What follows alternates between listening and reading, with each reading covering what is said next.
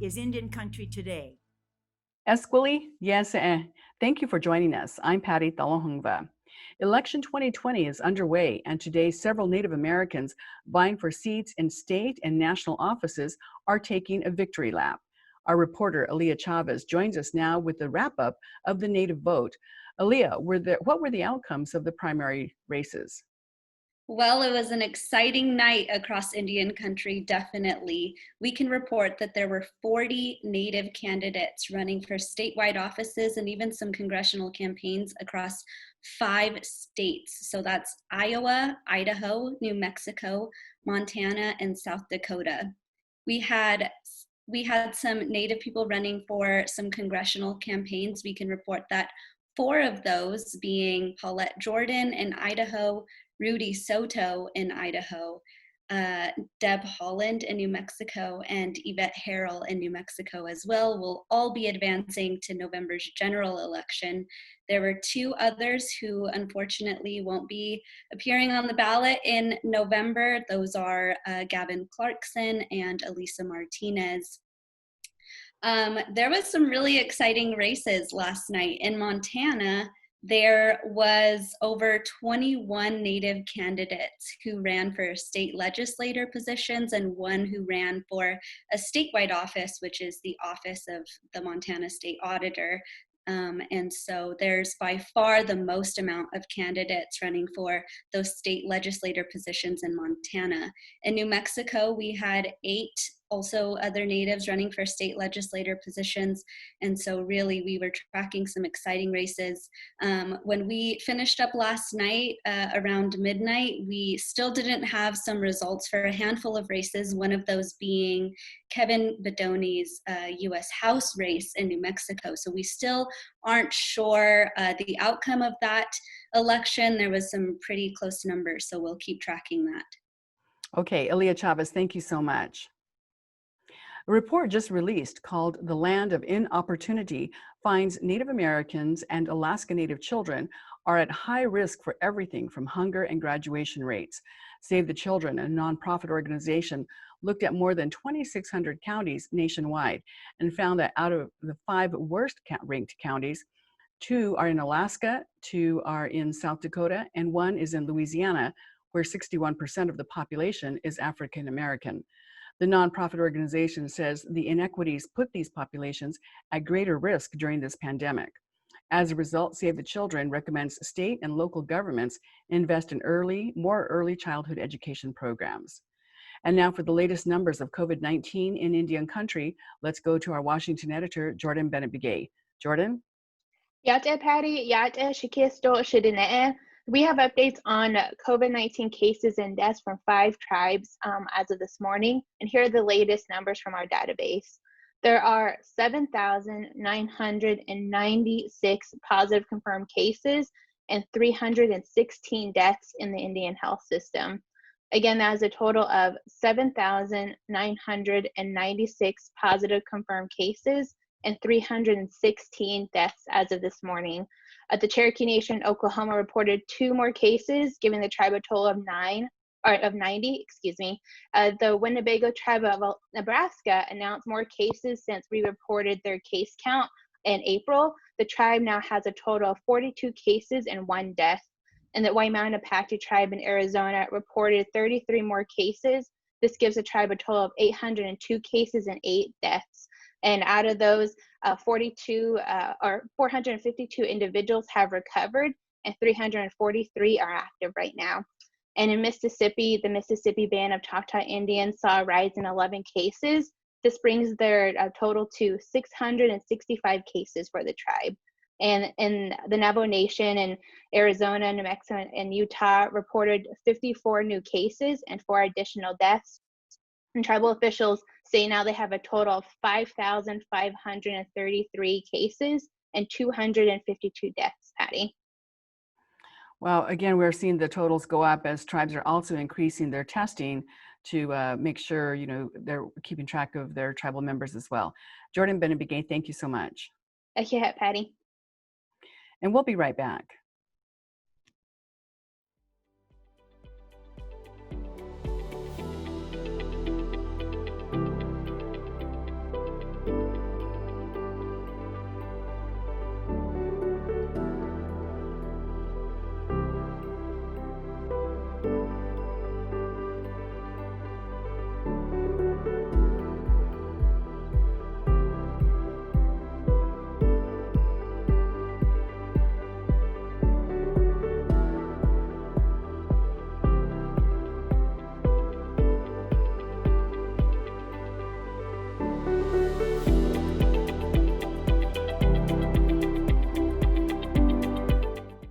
This is Indian Country Today. Welcome back. It's been 9 days since the death of George Floyd in Minneapolis, and each night we're seeing protesters taking to the streets to demand an end to police violence and the end to excessive force used by some officers. And as we know, the protests are not limited to one part of the country. They are happening nationwide. And remember, because it seems as if people have forgotten, that we're still in the middle of a pandemic. There is no social distancing going on at these daily and nightly protests. There's also no sign people are going to let up and stop protesting. And ironically, what we are seeing now is more video of police using excessive force against the protesters and journalists, and even the ones who are peacefully protesting. Joining us today to talk about the protests and what they mean to Indian country is Kevin Alice, and he's the Chief Executive Officer of the National Congress of American Indians. Welcome, Kevin. Good afternoon. Good to be here. Well, we're happy to have you here. And before we get started, we just want to let our viewers know that Indian Country Today is a separate nonprofit company which is owned by NCAI. We do have our own board of directors and our own management. Kevin, you've been on the front lines of police work. For 8 years, you were an officer with the Baltimore Police Department. What is your experience with officers using excessive force? So in my tenure in Baltimore City, I did have occasion to witness this on the street. I also was going through law school while I was a police officer. And once our police commissioner had discovered that, I got pulled up into legal affairs, which was the department within the police department that internally prosecuted officers that were found to be doing things wrong in an internal affairs investigation.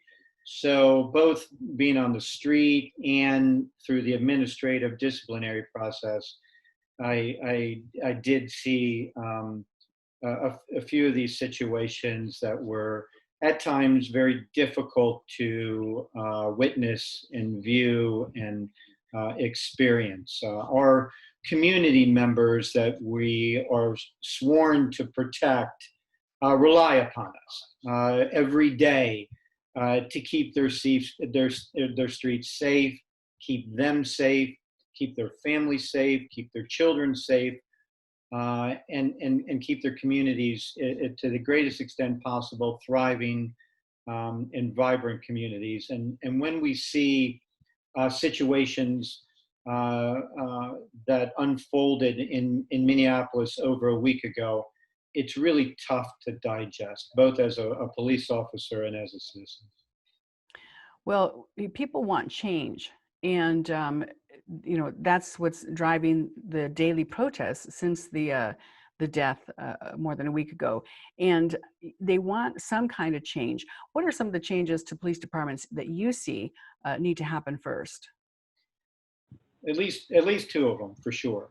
The hiring process, the vetting process on who comes through the gates and becomes a police officer. Departments really need to be diligent. Their human resources departments really need to pay attention to the folks that are applying for these particular positions. Having something in their background that shows an experience of interacting with the community would go a long way in making sure that they're a right fit for this particular job. It's not an easy job. You go to work every day not knowing if you're going to come home. And you have to endure that pressure and stress all day long. If there's any police officer out there that can look you in the eye and say, I don't worry about it, it doesn't matter to me, it's just another day's work, they're not being honest and transparent. It is a dangerous job.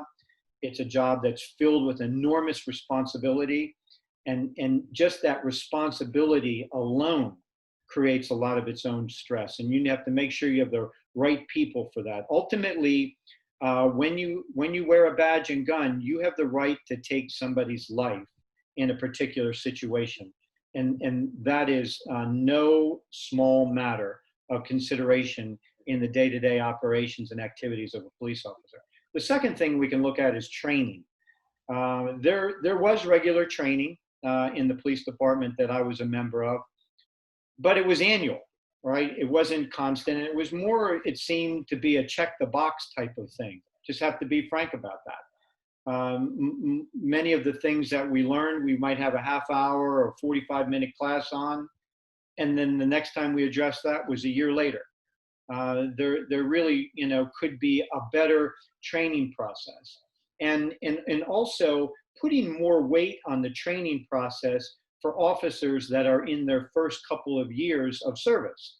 Because you really want to create scenarios and situations to see how they respond and how they're progressing at becoming a police officer. Look, when you get hired by a police department, you go through a couple months of training in the police academy, you're still very green. You still haven't experienced what it is like to engage in any kind of confrontation or interaction with a community member at that time. And it takes time to learn how to perform and be an effective, responsible police officer. So the training needs to build in a component that maps that out and monitors that. Finally, I've mentioned one more thing. The review process on performance review. I found it to be, again, another check the box situation. In many cases, very few police officers received bad reviews. And yet I worked alongside of many police officers, or a few police officers that really shouldn't have been there for whatever reason, performance. And when you don't have solid, objective, transparent review processes, you can't find out where the problems are to address those correctly. One of the things that has been brought up with a lot of police departments and communities across the country are this idea of a community review board. So perhaps when the officer is up for the annual review, that community review board is also present. Have you had any experience with those kinds of boards?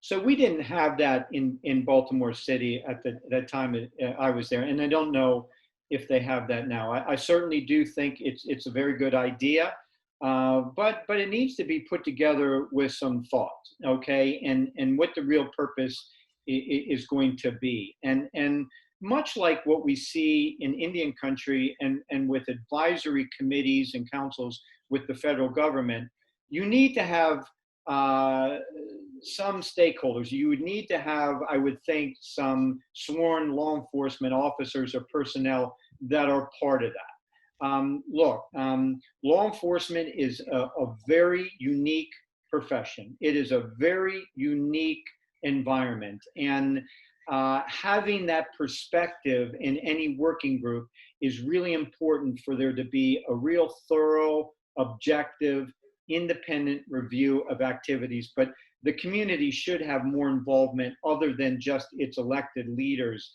in city council and those leading the police department. There should be some kind of outside review, but it needs to be thoughtful. And you bring up a good point. It is a job where you go to work and you don't know if you're going to go home safely because of the nature of the work. We've heard reports about, an officer got shot after a routine traffic stop, but there is no routine traffic stop when you consider the danger.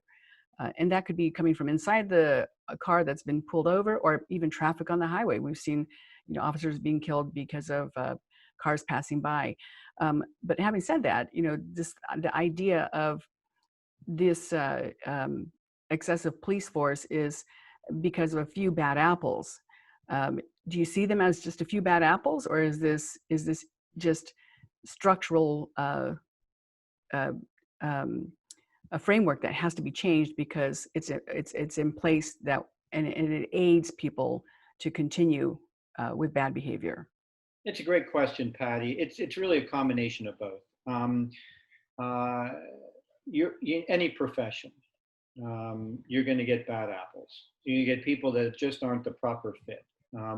Whether they just can't perform up to the level that's required, or they have the wrong mindset in approaching the job.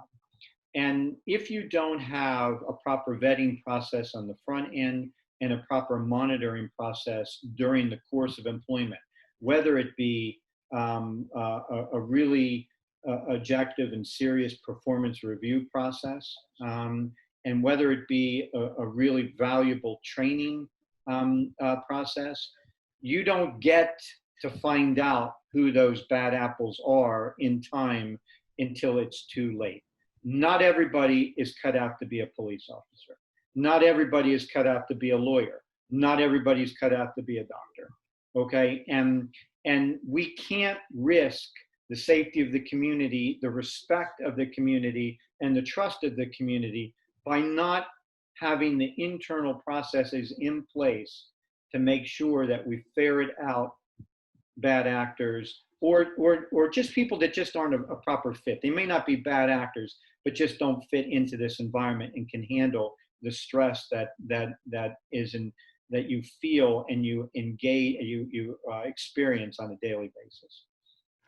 What do you make of the videos that are surfacing now of police using excessive force against the protesters who, in many cases, they've been peacefully protesting, and also the journalists? Yeah, so it's frightening, okay, and disappointing. But I'll have to say we have to look at it in the context of the messaging and the information that the police officer is receiving. I was in several units in the police department and worked on the street. I worked in specialized gun and drug units. I was in the aviation unit. I was in a tactical SWAT unit. So I've been in all these different situations. And every time you get into a situation where it gets a little tense, your adrenaline is rocking and rolling, okay?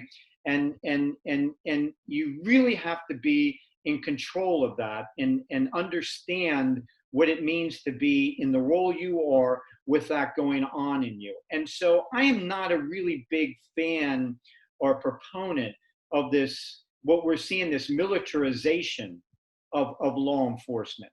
Okay, this, going into battle kind of mindset. Because when I was in my situations in specialized units where we had to prepare to go into a house or a building to pull somebody out that was involved in a murder or violent criminal or something, and you don that equipment, the second you put it on, it's very similar to probably an NFL football player when they're putting on their gear, getting ready to go out on the field. Your body is getting ready to enter into a really tense situation that at a snap of a finger, the blink of an eye, things can go from good to bad in a heartbeat. Okay, and you have to be ready for that. And your body responds to that in preparation for that. So what we saw around Lafayette Square the other day, okay, federal officers donned in this military SWAT tactical type of gear, what was going inside their body, I know exactly what they were feeling, okay? And it didn't meet or match the threat that was on the other side. So if something would have gone off in a second unexpected, bad things could have happened. And I did see a video of an Australian news crew kind of in a corner of where a kiosk and a fence, and an officer with his bunker and all his gear walking down the street. And if you watch him, he catches him out of the corner of his eye. He's all hyped up. He doesn't know, immediately you get into this fight or flight syndrome. And what does he do? He lashes out at him and hits him which is totally inappropriate, but it's kind of the mindset that was put into the police officer's head approaching this particular situation. We aren't always going into battle when we don our badge and gun, okay? We are providing a service, and we need to make sure that our law enforcement activities match the threat level that is going out there. And there was absolutely no reason for that to happen. I'm losing track of my days, whether it was yesterday or the day before. There was no reason for that kind of use of force in a peaceful protest where people weren't a threat.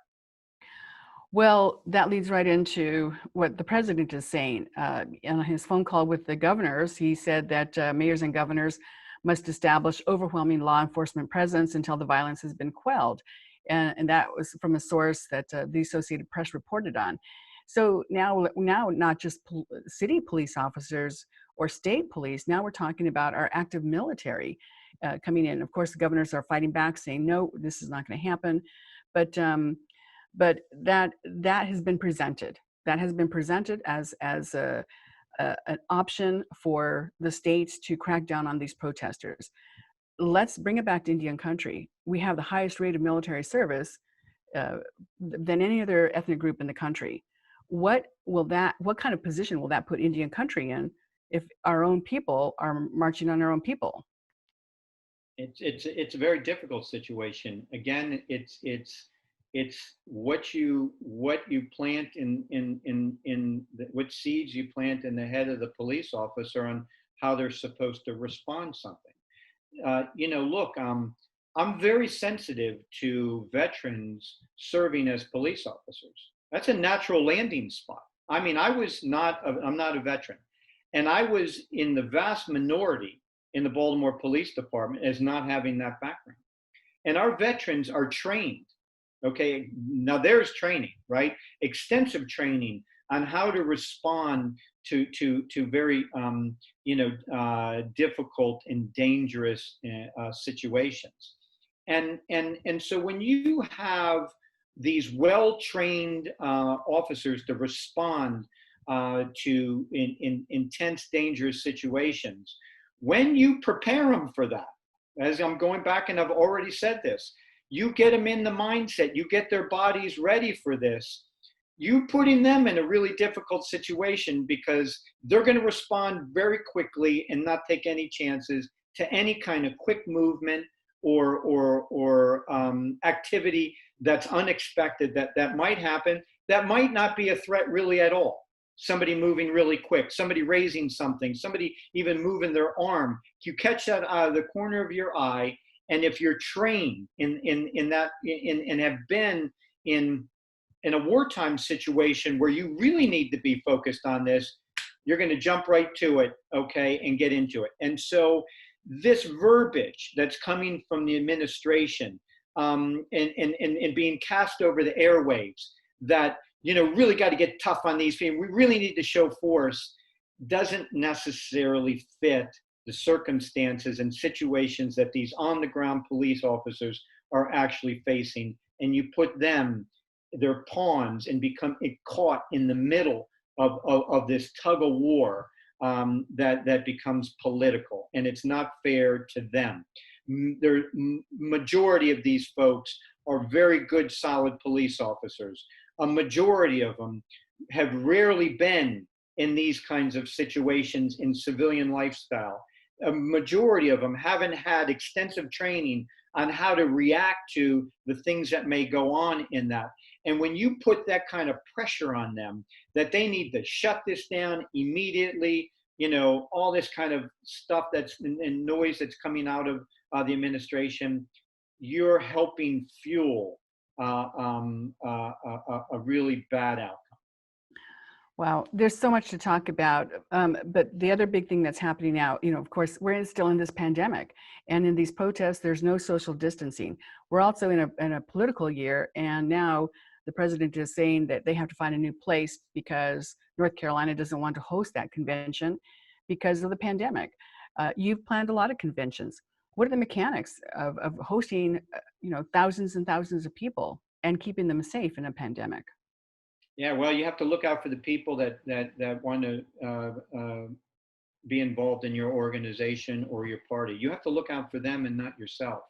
So we do plan large events, and we are planning for them to be safe environments, meaning right now the only safe environment is a virtual environment, to make sure that we're 100% safe and keep our employees, our constituents, our members, our tribal leaders, whoever they are, our friends need to be safe, and we need to think of them first and figure out creative ways to make things happen in this new virtual environment that we're facing today.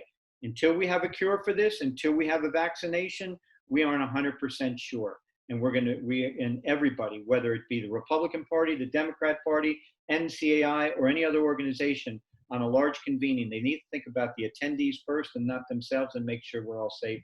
And that's what we're doing at NCAI. All right. Well, Kevin Ellis, the CEO of National Congress of American Indians, thanks for joining us. Thank you very much. Have a great day. And thank you for watching. Follow us for all of our continuing coverage on election 2020.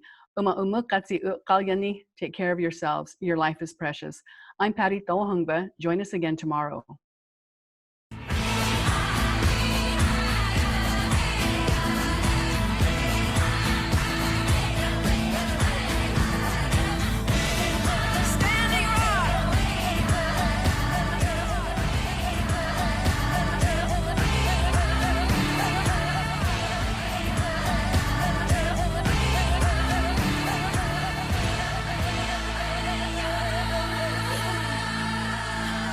This is Indian Country Today.